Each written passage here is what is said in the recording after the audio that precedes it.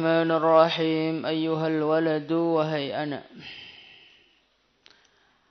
Ayyu syai'in suatu apakah hasilun yang terhasil. Laka bagi engkau min tahsili ilmil kalam dari menghasilkan ilmu kalam. Maksudnya apa yang kamu dapatkan dari mempelajari ilmu kalam.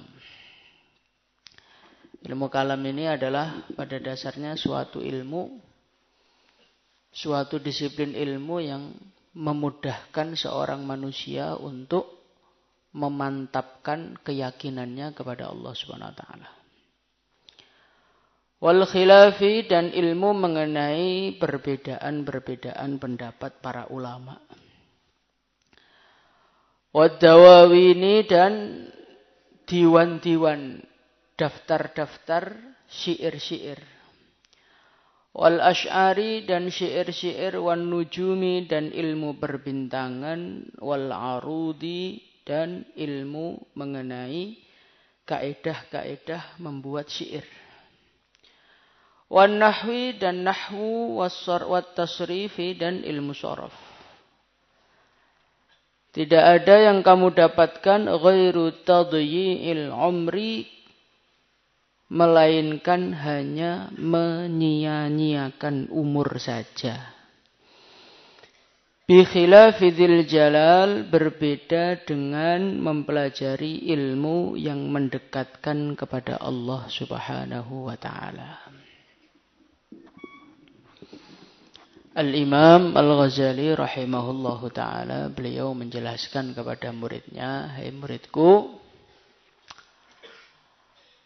kamu belajar ilmu kalam, kamu belajar mengenai ilmu perbedaan-perbedaan pendapat para ulama, kamu belajar syair, kamu belajar nahwu, kamu belajar sharaf, semua ilmu yang kamu pelajari itu enggak ada gunanya. Gunanya hanya menyia-nyiakan umur.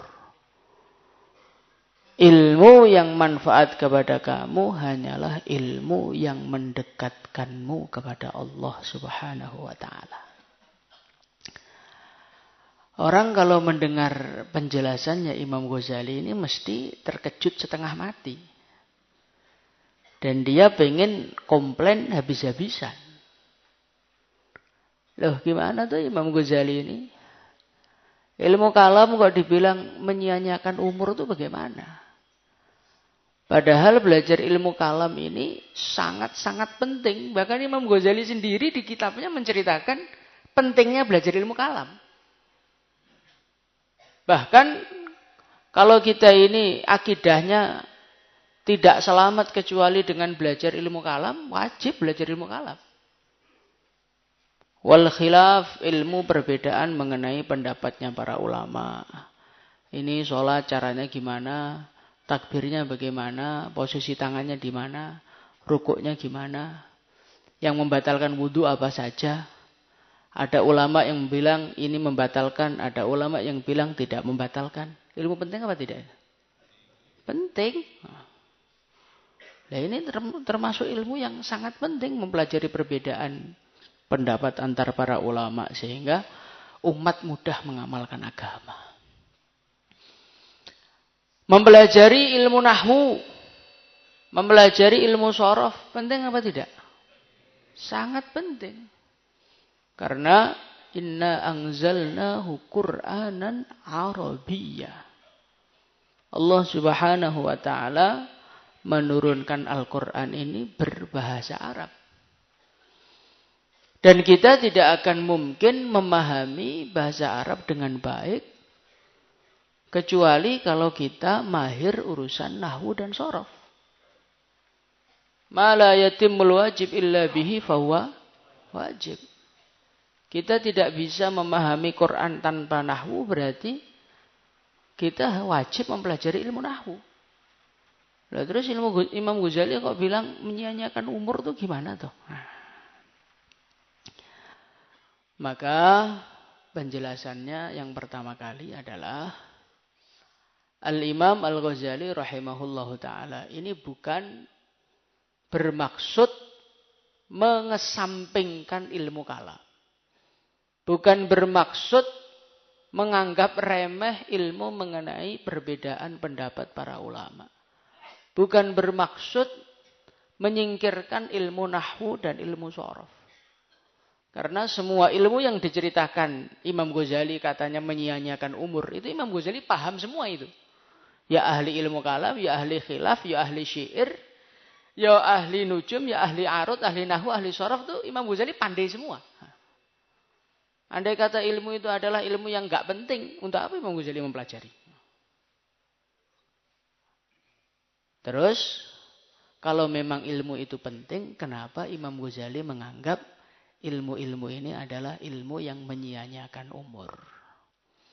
Maka para ulama, mereka mengatakan maksud menyia-nyiakan umur di dalam mempelajari ilmu-ilmu ini adalah ketika kita terlalu berlebihan di dalam mendalaminya. Seperti ilmu kalam. Ilmu kalam itu adalah tujuannya bagaimana mengokohkan akidah kita. Nah, terkadang orang itu terlalu asik di dalam memahami ilmu kalam sampai terlalu dalam-dalam sehingga pembahasan-pembahasan mengenai filsafat pun mereka bahas, mereka renungi sampai jelimet sehingga sudah tidak diperlukan lagi untuk menguatkan akidah. Kan tujuannya biar akidahnya kokoh. Lah kalau akidahnya sudah kokoh, ya wis cukup. Maka ta'ammuk terlalu mendalam ilmu kalam yang terlalu dalam sampai istilah-istilah kangelan, itu nanti malah bikin pikiran kamu ruwet, nggak jadi mendekat kepada Allah. Gitu. Maka Al-Imam Al-Ghazali yang dicaci di sini itu adalah terlalu berlebihan mendalami ilmu kalam. Terlalu berlebihan mendalami khilafnya para ulama. Terlalu berlebihan mendalami nahwu dan shorof sampai tingkatan lupa tujuan hidup di dunia. Wa ma khalaqtul jinna wal insa illa liya'budun. Nah, inilah yang terjadi di kalangan pesantren. Mereka terlalu asik ngaji, memahami usul fikih, memahami fikih, mutolaah sampai jam 4. Habis itu tidur, sholat subuh jam 10. Nah, inilah yang dicaci.